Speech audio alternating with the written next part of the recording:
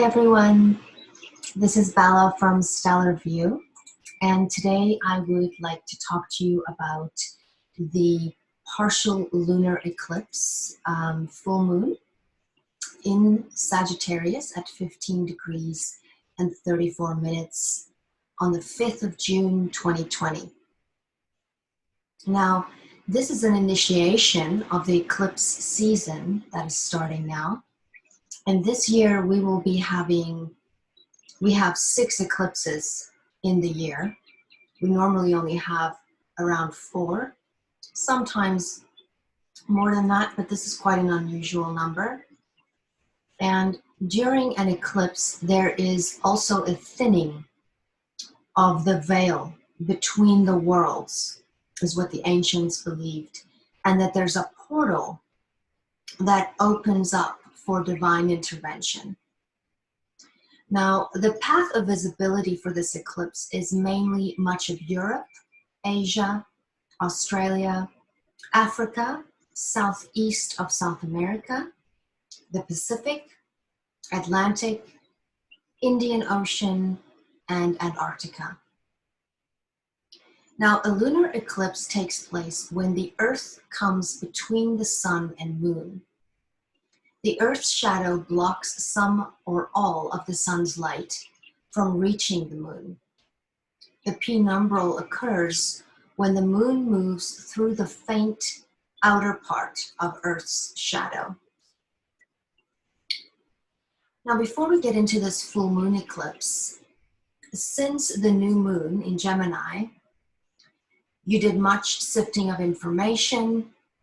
You're probably much closer to your truth and truth that much more. And now that we are in the Gemini Sagittarius nodal axis of the nodes, this will be an ongoing theme between the intellectual mind and the higher mind, truth, beliefs, wisdom, choosing your team, connecting with the people that align with your vision, and all through that, staying open to other people's views and being willing to learn. Now, justice, law and order, and unveiling of truths will be ongoing themes that we will be revisiting and questioning our beliefs and our programming and the people that we've always looked up to or that we've always joined. And making the changes of releasing that which is keeping you from following a deeper, meaningful life of growth and purpose that's more aligned with your truth. Now, Venus is currently retrograde in Gemini, and she's also invisible. Now, the ancients believed that when Venus went invisible, some of her benefic attributes were unable to assist us during this time, which means that we need to be extra careful right now with our finances, how we spend, when we spend, love, relationships, vanity, overindulgence, and impulsiveness.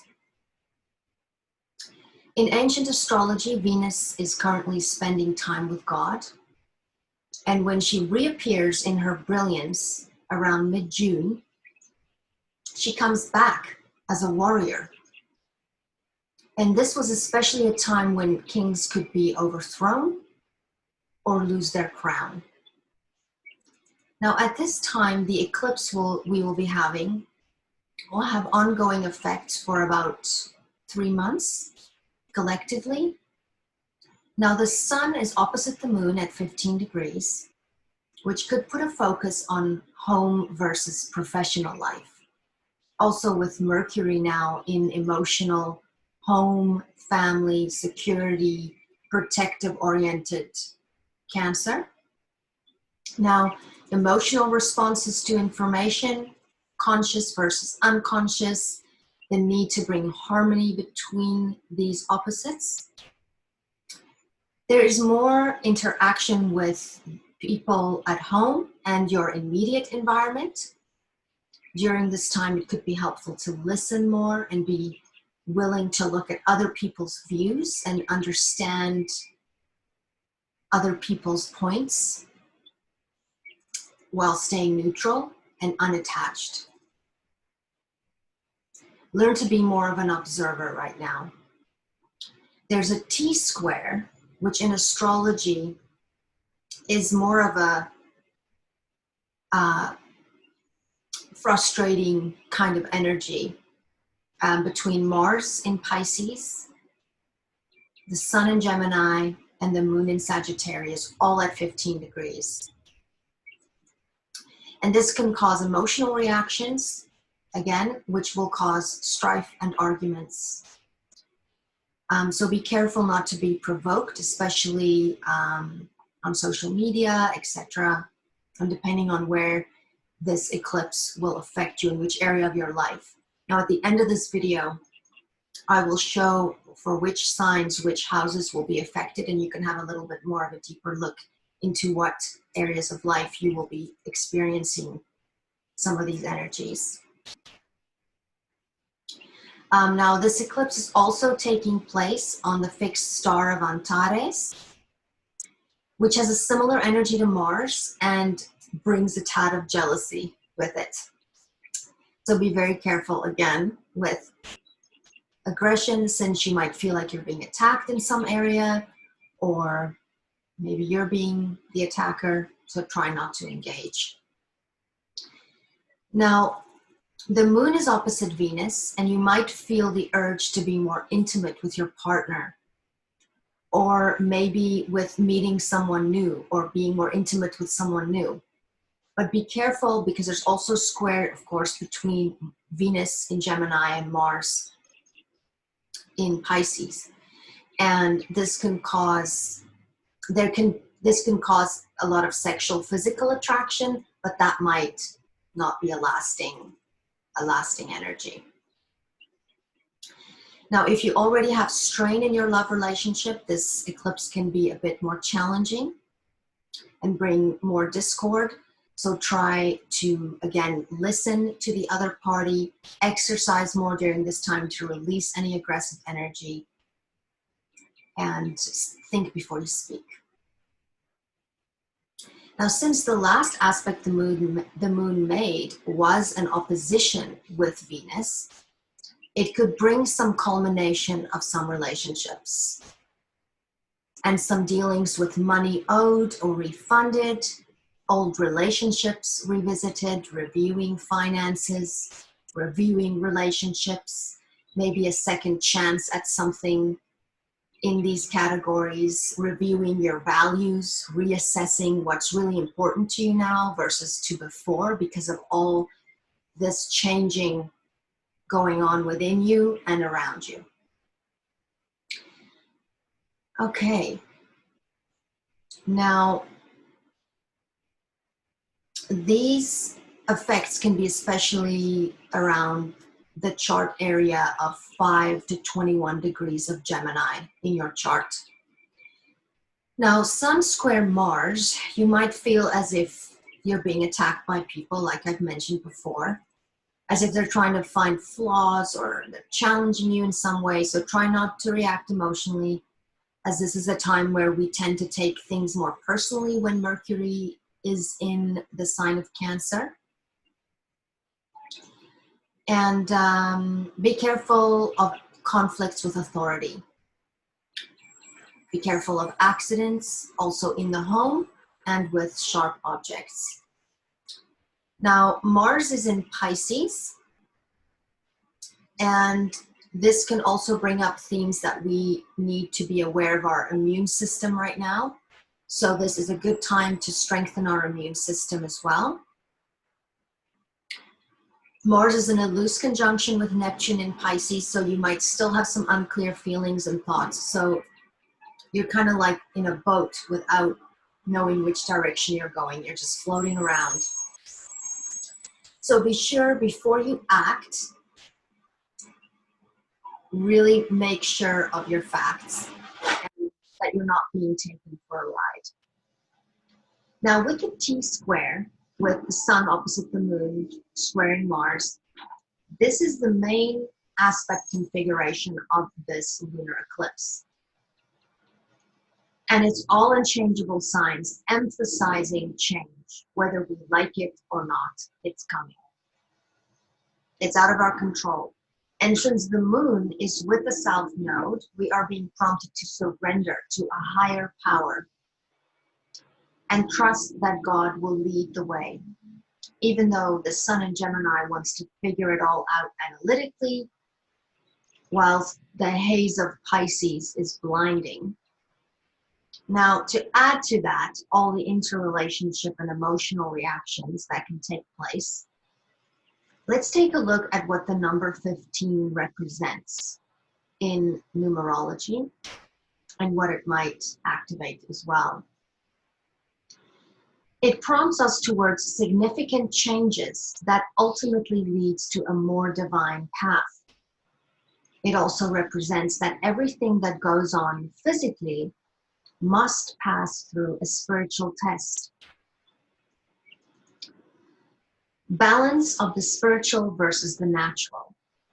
Biblically, this signifies the power of God against man's powerlessness, where we hold our peace and he fights for us. And that's also described in Exodus 14:14. Now, this works in harmony with what the moon in Sagittarius is all about. Leaps of faith, basic trust in life and the divine flow of nature. Risk based on instincts, or basically winging it, as we don't have all the truth right now. It is opposed to the more conscious mind of Gemini. So trust in source, trust in God. As the nature of the full moon is usually a culmination of sorts, especially with the south node here as well, you might be releasing who and what is not resonating with your inner truth, your inner core, relationships, old patterns, beliefs, views, habits. These will be dissolving, and it's time to let them go. You must allow this divine intervention to culminate that which needs to be culminated, and trust that this will lead you to the direction and the path that you need to take.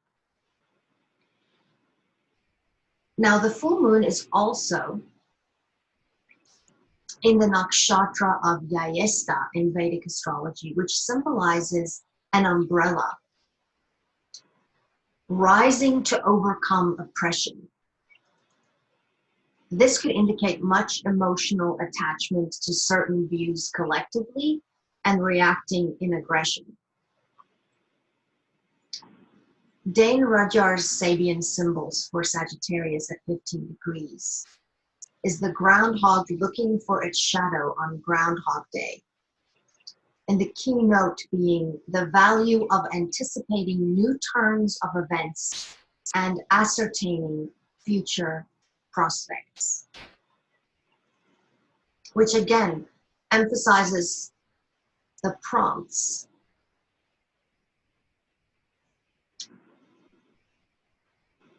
for a theme of change and being ready for that change, which is emphasized again with the flexible nature of Gemini and the sun in Gemini and the North Node in Gemini.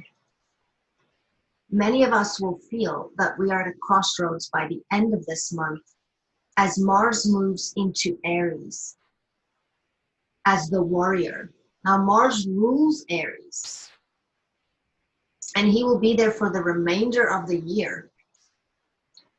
It will be an energy that prompts us into action, into cutting off that which we are done with and bringing forward ourselves into newness in a very fearless and brave way. This eclipse will make you aware of that inner fire, of what you are willing to fight for no matter what.